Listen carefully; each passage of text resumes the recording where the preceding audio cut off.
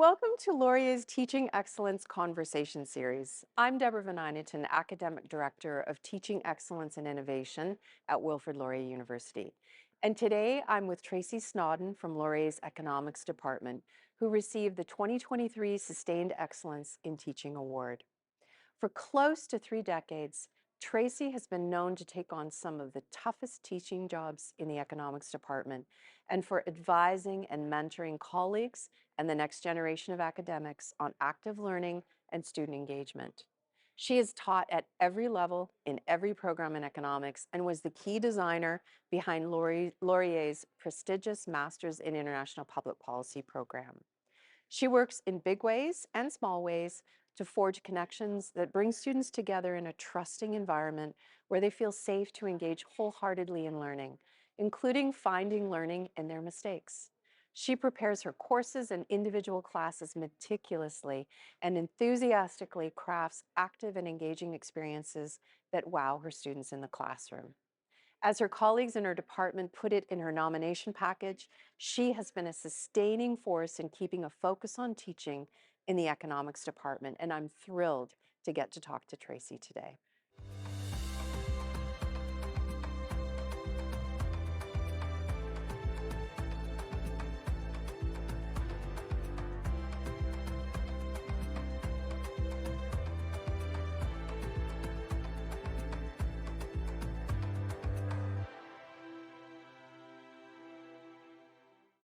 Tracy, your package really does show a lifelong commitment both to your students and your own development as an educator. And, you have long pursued innovative teaching, you engage in compassionate mentorship, and you've been remarkably successful through time in terms of igniting engagement and really deep learning on the part of your students.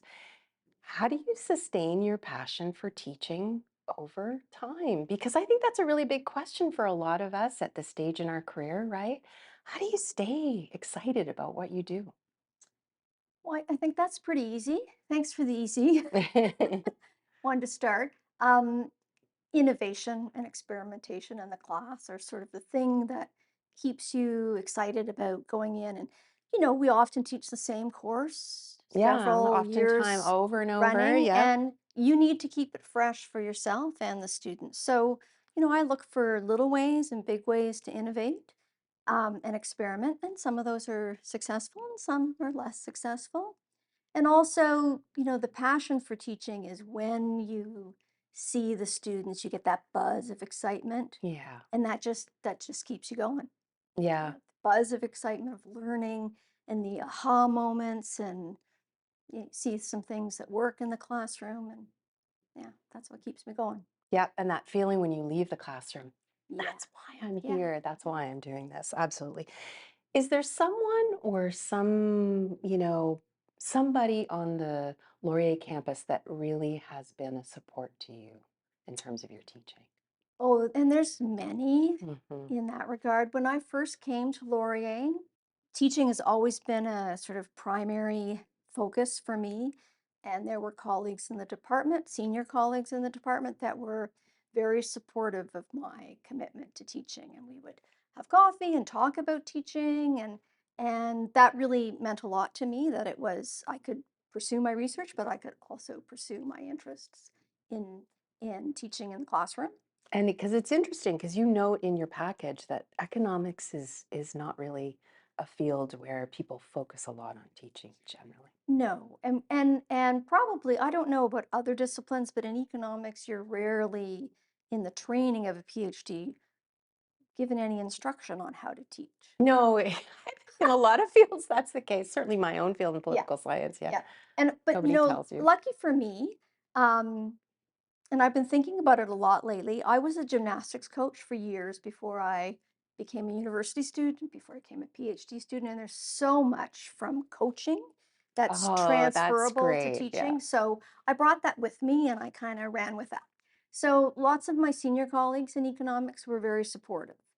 And then, as you know, I had a great opportunity to work with colleagues outside my department Yeah. on the Masters in International Public Policy program. And that was truly eye-opening for me. So it included political science, Hmm. faculty members, including yourself, and people from faculty from geography, communication studies, and Yeah.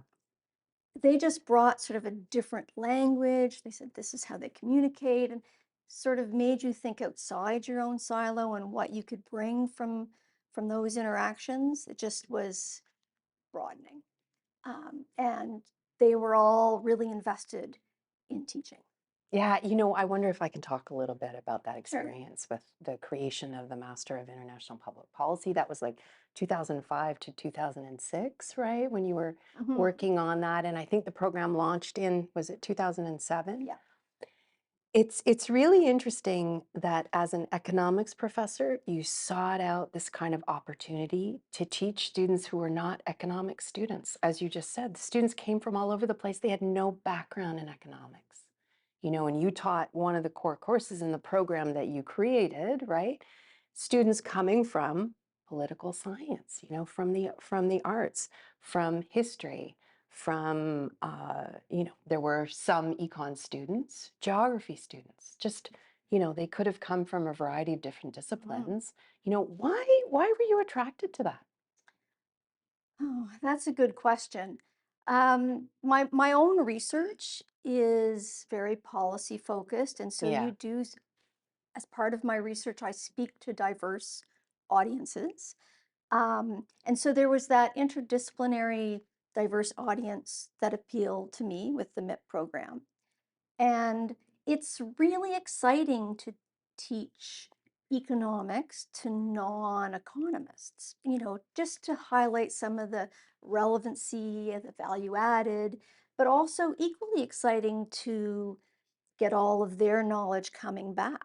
I mean, they know so much about historical context, Mm-hmm. political Mm-hmm. context, geography, and that was just that's very exciting. Very But students are often scared of Oh, they're terrified. economics. And in the Terrified. in the master's program, they've gone all the way through and usually haven't had to do economics. And then suddenly they're in a grad program and, Yeah, and you've got them in class being afraid, right? yeah. Yeah. And actually, that's, I would say, probably one of the things that has been a constant in my teaching is I really think it's important to build confidence, Mm-hmm. trust. Mm-hmm. Learning by doing is super, super important. And that was really important in the MIP. Yeah. Uh, if you're teaching non-economic people with no economics backgrounds, economics, you have to build that confidence. You have to build that trust to say, we're going to get through this, and I'm going to deliver it, and we're going to discuss it in manageable bites, and we're going to build it up. Um, so yeah, that was my approach. I think one of the things that was really unique about the MIP is that it really did force the faculty to teach in an interdisciplinary way, right? Yeah. And I think we all talk about interdisciplinary research and teaching, and I'm not sure that much of what I see is actually interdisciplinary, where you're reaching into a field not your own, trying to understand the concepts, the methods, and then applying them in your own field, right? And the way that the MIP was designed, there were different elements, different components that actually allowed faculty to engage with each other and force the students to And then engage. figure out how they were going to have that interaction Yeah, translate to this classroom setting yeah. where the learning happened in a sort of an integrated, woven way. Hmm. That was very exciting. And so Yeah, um, we worked together on the integrated case in the fall term, and that was truly interdisciplinary, yeah, integrated. It involved faculty from different faculties talking yeah. to each other and then figuring out how to get a team-based approach for the students to use their collective backgrounds together. Yeah, I mean, I wrote in your package, but I can repeat here that that was one of the most rewarding teaching experiences of my career was working with economists and people who do stats and people who were anthropologists and sitting in a room together with students and getting students to apply all these Mm. perspectives and us sharing and I say you the know same. It yeah. was one of my most rewarding. and unexpected teaching experiences because I'm not quite sure how I came really to be the first director of that program, but it was You were perfect for it though, because very you were open inspirational. to I it. really enjoyed it. Yeah. Yeah. And your students certainly appreciated it, right? Um, if I can just change tack for just a minute here, and ask you, like, that was some time ago now, right? Yeah. You started teaching in, At Laurier, yeah, 1995. okay, 1995. What's been the biggest change in your teaching practice over time? And I think probably when you come to university as a new professor and you teach for the first few years, you're very much, I'm the expert. Teaching is telling, right? Yeah, yeah, I'm going to tell you everything you need yeah, to know. yeah, You're going to learn it that yeah. way. And that's not really how teaching works at all. No, yeah, And so, probably the biggest change is going from that kind of one way delivery system to a classroom setting where there's a lot more informal interaction, yeah, sometimes chaos where people are crossing the rooms to find, people with light colored candies so that they could work on a group activity. Much more of that kind of the idea of you're building a learning community rather than delivering content. yeah. And over that same time period, how have the students changed? So as your approach has changed, right? What's going on in the student body? Yeah, I chuckle because I would say, and this is pretty recently, is that the students are less interested in talking to each other. yeah. So the less interested they are in talking to each other, the more I'm in there. Let's talk to each other. You're right. You Because and it's you a think a post-pandemic kind of thing going on? before Yeah. then, I would say over the last 10 years, I've really spent a lot of my time and effort, creative thinking about how to get the students. They're coming, but how to get them actually thinking about what we're talking about and engaged and sort of talking to each other, talking to me, Yeah. um, because they seem less willing. They're less willing to come to your office hours now. Yeah.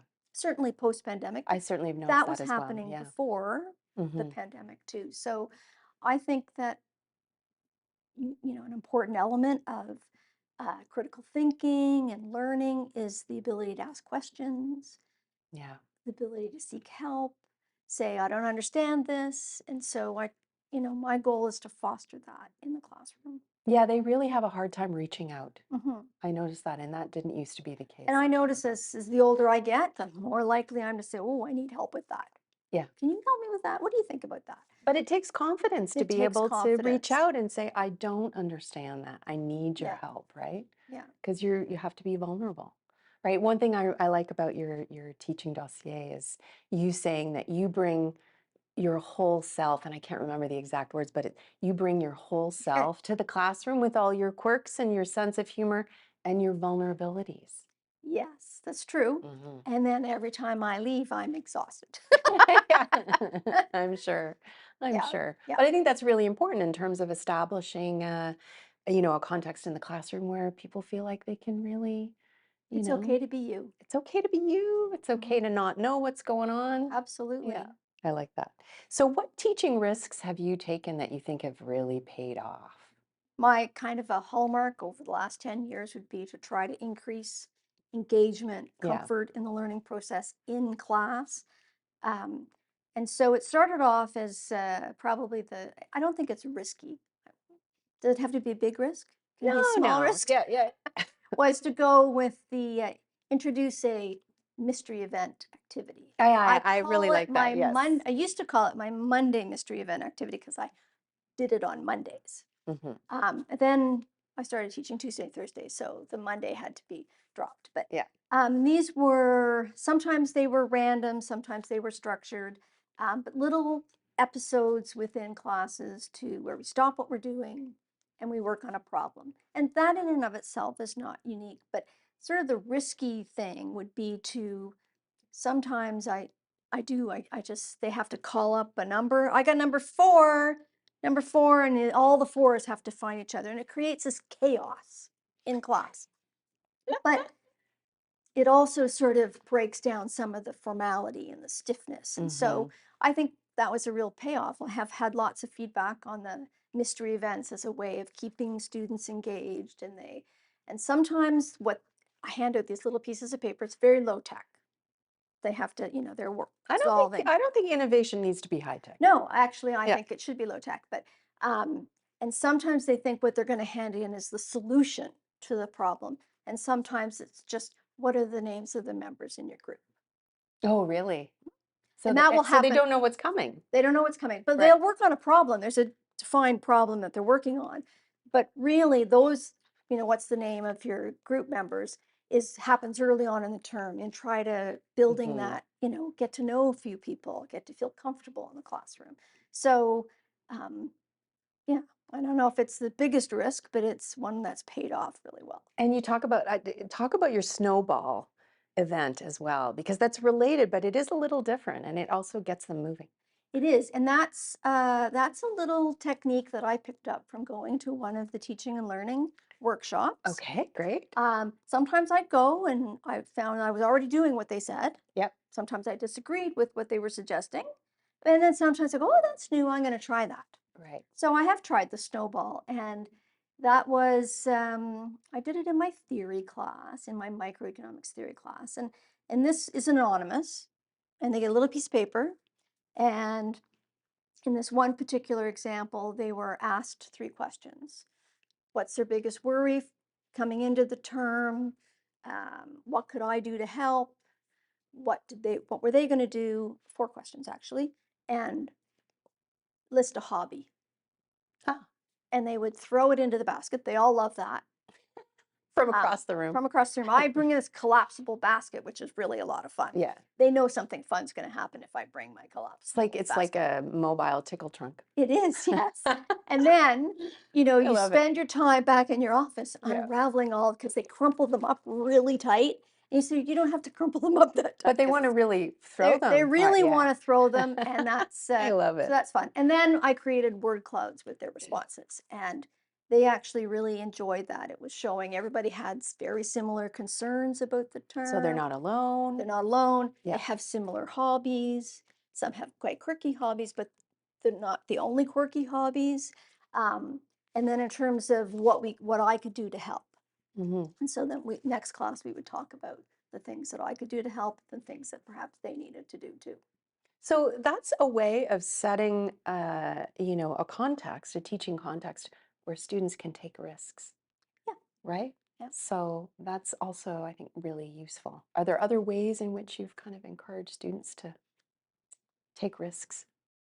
They have to talk a lot in your class. They do. Well, we have spells where we talk a lot, and in some classes we talk a lot more. So in my cost benefit class, which was in an active learning classroom, it's talking all the time. Just talking all the time.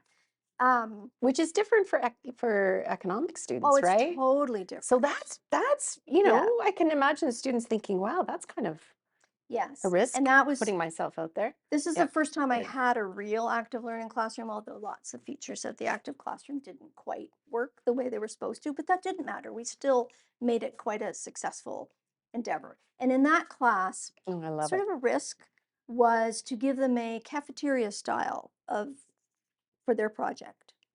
Never done that before, where they had a choice. They could do a regular report, they could do an infographic, or they could do a narrated PowerPoint. That's choose your adventure. Choose your adventure. Okay. And that was awesome. Really awesome. I had fairly even distribution across all 3 different sorts of It just worked out formats. that way. Yeah. And they were all awesome. They were all great. So I might use that again. Yeah, and that's a great way of sort of providing a little bit of universal design for learning, right? Yeah. Meeting students where they are, and you talk about that a lot in your dossier, meeting students where they are. Yep. Were you asking about failures? Risks, Risks? but also That didn't pan out? Well, yeah. Are there things that didn't pan out? We can certainly talk Oh, about that too. Well, I guess the observation is that you could do something for a few years and it's a grand success, Yeah. and then you try it again in the next year and it's not. Yes, because successive cohorts are very It's different. very different. It It's depends so much on you the never class know. dynamic, Yep. and so then Yep. you kind of have to adjust on the fly a bit. So Yeah. that's, I'm not sure that's a risk, but that's where something I did paid off in the past, but wasn't having the same return. And so then you kind of gotta pivot.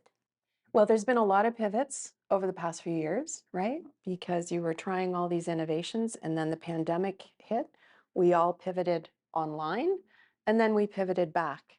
And I think a lot of faculty at Laurier have felt like um, the pivot to remote was tough, but the pivot back was also surprisingly challenging.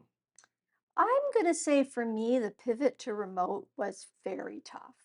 And the pivot back was, yes, I'm back. Back and back with the Because students. I really do enjoy the interpersonal Oh, interaction and the absolutely. Yeah. connection. Yeah. And Yeah. that's kind of a hallmark of my classroom setting. And it was so hard to replicate that in the online environment. Very Yeah. difficult. I mean, I want to talk a little bit about pedagogies of care because you really spent a lot of time thinking about how to create an environment, during the pandemic where students felt like they weren't alone, Hmm. right? So can you talk a little bit about that? Sure. And some of those things were successful, and one sort of thing was not successful. Okay, good. You can share both. Yeah. So I was worried about the isolation Yeah. and Yeah. especially for those students who really wanted to be on campus and for students who were just maybe in their second year and they'd never met anybody, they just Yeah. didn't know anybody. So I did a couple things. One was I tried to have informal, not office hours, informal coffee time with Tracy on Thursday nights, and anybody could drop So in in the evening. in the Yeah. evening. I would have a glass of wine while they were dropping in, and a few students would drop in every Thursday, and they would Oh, talk about what was going on in their life and what they cooked that night, and it was just yeah.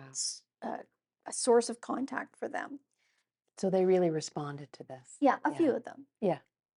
The other was I had a bring your favorite mug to class remote day where everybody we'd pause. We always paused for a little 5-minute break inside during each of my classes, and in pause was everybody left their screens on and showed their favorite mug, and they were Oh, not like to reveal had what it they were on the drinking in the okay. mug. Yeah, Okay.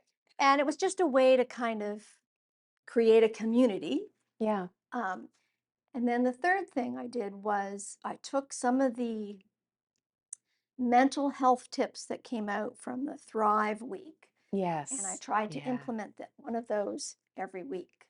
So sometimes I would encourage them to do jumping jacks during the break. Sometimes some of us would leave our cameras on, and sometimes it was just And step. did they actually do that? Oh, yeah. Were they? Yep. Yeah. Yeah. Yep. Some it was I step love it. outside. Yeah. So some people just opened their windows because they were just in a little room, and some people would say, "Show us what you're seeing outside." And someone was in Bermuda, so they were showing us Oh, you're crashing kidding. Oh, waves, and wow. and Okay. so that was actually very effective. Again, just to break up the the Zoom format is hard to sit there and listen, Yeah. Yeah, um, for sure. and again to create community. And the one thing that didn't work was the breakout rooms. We thought the breakout rooms were this great innovation, Yeah, and absolutely. no, you'd go to the breakout rooms and no one would be talking and no cameras would be on, and it was just Oh, dead. So I did away with breakout rooms in some of isn't my that funny, classes. eh? Yeah, Yeah. just wasn't. Did it work in other classes? Like it was the kind of the second year class it didn't In a sort work of a and second year theory class, yeah. didn't work, but it did work for my cost benefit class. They're um, mostly third and fourth year students, so they already had connections with each other. They already knew Right, each other, right. right? And I mean, what's not to talk about when you're discussing the value of a life? Exactly. You know, when you come and talk to my Controversial. class about that, Yes. Yes. it's a very controversial concept, right? Yeah. I can see there's lots to kind of talk about. Um, if there was one thing that you could kind of talk to or advise our colleagues at the university on in terms of pedagogies of care, what would you tell them to do? Do one thing in your classroom, and that will signal to the students that you care about, their learning and their welfare. You got to find something that reaches the individual. Yeah, Could be anything. But if you always treat your class as a unit, yeah, um, then you're not signaling that you care about the individual. yeah. So there's all sorts of things you can do that. Like um, I spend a lot of time each week, maybe 10 minutes, where I circulate around the class and asking when they're working on their little problems. It's a 10-minute break, but I go and talk to the people who are not, they're not working. I say, Hmm. how's it going? You know? And so it's Checking in, just a little checking in. check-in, because they would Yeah, never call you over for help, but you're acknowledging that they're there and that maybe they're struggling. So um, yeah. acknowledging the individual, I think, is really important. And I would argue that many of our colleagues would, well, it's not our responsibility to um, Yeah. monitor the well-being of the students per se, right? I'm there to deliver Hmm. instruction, but there's no point in delivering instruction if no one's Ready to receive. ready to receive. Yeah. Exactly. That's a Yeah. good way of putting it. Yeah. Yeah. So I think that's important. And that's become, you know, I think you learn that as I'm not sure you always come in with that perspective when you're young and you're pretty close to No. being a student yourself. I don't know. That's my thoughts. Yeah, I think you're probably right about that, I would say. It's funny, I keep the portrayal that you gave about you in 1995, and then I keep thinking about how different that is from, the kinds of things that you talk about. But I think, when you start off, you're worried about having control and having structure and, and you're reaching your learning outcomes. And then as you get older, you realize that, sometimes the best way to reach your learning outcomes is to let students, find their own journey through, right, to Hmm. the end. Yeah. Doesn't So, have to be quite so structured. in terms of building your courses, right, what kinds of things are you thinking about, for assessment, gauging students' learning over time? Especially when you're building a new course, and you've taught 13, is that right? Yeah. 13 different Lots of different courses, courses. in all of the econ programs, but also the MEP, of course. So, lots of different courses, lots of different audiences. What's in your mind when you're building new courses? Well, there's probably two things. Hmm. One is it has to be connected. Any sort of assessment, usually the project or assignments, even maybe on the exams, that some portion of the assessment is connected to what is going on in the world, the real world, as we call it, like, and that was one of the things you'd get early on in the course evaluations after you've been teaching for a couple of years. I don't see how theory is connected to the real world. And so that resonated with me because economics is everywhere. And, Absolutely. but, so they Yeah. weren't getting that message. So my big projects involve a lot of, applied real world context. My favorite right now is my infographic assignment in my public spending course. It's all about government spending. And so we talk about the theory in class. We talk Hmm. about some of the um, political and regional challenges in Canada related to government spending. And then their project is, they're assigned a particular government, a particular geography, and a particular topic. And then they go out and find some real data and talk about it in an infographic. So And that really resonates with the students. They really like that, don't they? well, that was the project that was successful for really great and successful for a couple of years, but less so. They still turned in this past year, they still turned in great infographics, but the class dynamic, just the in-class enthusiasm was less. So, So interesting. yeah. So I forget what the question was. That's okay. Um, Oh, thinking what about my what's in your classes. mind? And you said there Yes. was two things. One was real world application, And the and then second, yes. and this is something that's changed over time, is is to use the teaching and learning language I've now absorbed from Yeah. going to workshops is scaffolding. Scaffolding. Yes. Yes. The Yes. idea that it's just one big assignment and you send them off and then you don't hear back from them Yeah. till the end of term, that just it works for the strong students and it doesn't work Absolutely. Yeah. for the students that are struggling either on effective strategies to learn or whatever. So I build that scaffolding in. And something I've been trying over the last couple of years, which is risky, and I'm not sure about the success See, you yet. do I risky do things. risky things, and but they're not for everybody. Um, is I've been experimenting with one-on-one feedback meetings with all my Ah, students on their projects. So that's a and hundred. I was going to say, how One. many students are the? So that would I did it. The mistake was I did it in both my classes in the same term. Oh, And so then there was yeah. 100 of these 15 to 20-minute one-on-one meetings, which are Oh my awesome. goodness, Tracy. They're awesome. Yeah. Like what I wanted to do, oh, sorry, I'm getting all excited, but No, what I go wanted ahead. to Go ahead. do was bring them in at a stage and be have it be a collaborative sort of um, effort. So Yeah. for the infographic project, I have a lot of second year students, and some of them are struggling Yeah. to maybe get back into economics. Yeah. And and they don't have the opportunity. I would like the opportunity to sit down and say, well, let's find some data together. And have that sort of partnership, that research And partnership and brainstorming. They like brainstorm to and show brainstorm. me what you got and let's Yeah. talk about this. And so um it's very high cost. I'm not so, I think you have in the future I'd have to find a way to modulate that. But um, it's really high value added, sort of Yeah. what they might call as wise feedback, right? It's written feedback, they might not read it all, but you're sitting there and you say, well, tell me, have you found any data? And they'll say, oh no, I haven't found any data. And we'll say, well, let's think about how you go about doing that. And then we actually do it on the computer together. Hmm. And I think that that may not show up as a indicator on the final exam, but it's going to show up as a positive indicator in that person's life as they move forward. Absolutely. And so the feedback paired with scaffolding of assignments, it's almost like you're leading them by the hand, right? Through the journey. And that's, And I think that it's really more meaningful. important in the first and second year levels Absolutely. Yeah. because they're less experienced. Yeah. And Uh, then I go home and I collapse after that week. Well, that is, and that kind of relates to how we started, right?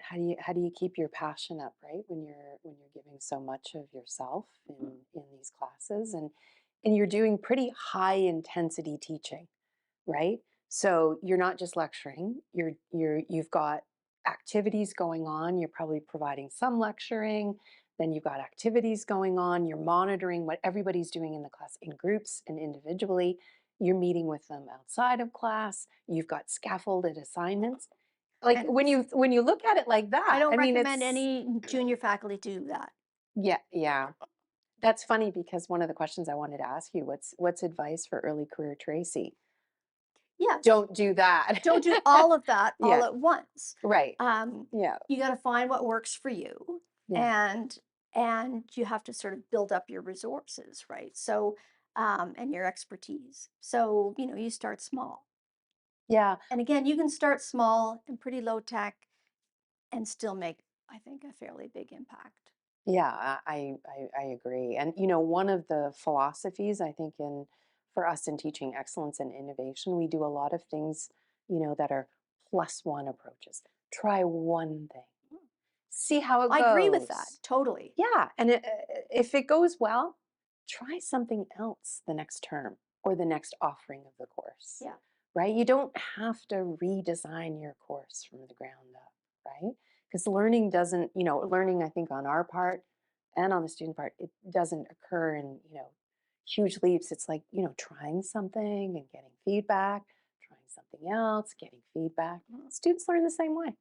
And old, no, let's not call her old Tracy. Let's call it Mature mature Tracy. Tracy would tell Wise young Tracy. would Yeah. why Tracy would tell young Tracy that you should seek out, ask your colleagues, Yeah. make use of your colleagues. I think a lot of, and I think we don't do a particularly good job of it within the department structure at mentoring new faculty on teaching. But you do that.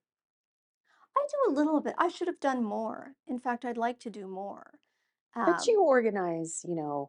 teaching and learning kind of seminars. Within the department, Yeah, and yeah, you're being a leader in terms of, attending the teaching and learning events and encouraging colleagues to do yeah. that. And yeah. But I think we need to do more in terms of just um, telling them how to balance, how to create courses such that it doesn't take up all their time, and add in little innovations too.